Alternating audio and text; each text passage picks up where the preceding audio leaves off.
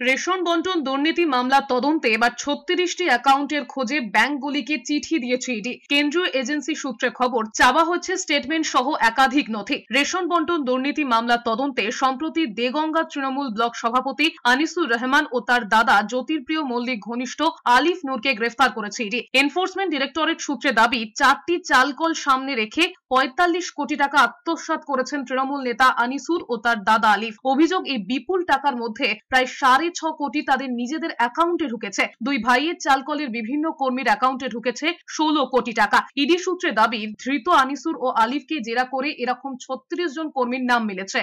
সূত্রের খবর, ওই ৩৬ জন কর্মীর ব্যাংক অ্যাকাউন্ট ডিটেলস জানতে চেয়ে ৩৬ জায়গায় ব্যাংকে চিঠি দিয়েছে ইডি। রেশন মামলার তদন্তে প্রাক্তন খাদ্যমন্ত্রী জ্যোতির্প্রিয় মল্লিকের ঘনিষ্ঠ বারিক বিশ্বাসকে তলব করা হলেও তিনি ইডির দফতরে হাজিরা দেননি। সূত্রের খবর, বাবাকে যেন আরো সময় দেওয়া হয়। সিজিওতে গিয়ে সেই আর্জি জানিয়েছিলেন বারিক বিশ্বাসের ছেলে, কিন্তু সেই আর্জি খারিজ করে দিয়েছে ইডি। কেন্দ্রীয় এজেন্সি সাফ জানিয়ে দিয়েছে, দ্রুত তাদের সামনে হাজির হতে হবে বারিক বিশ্বাসকে।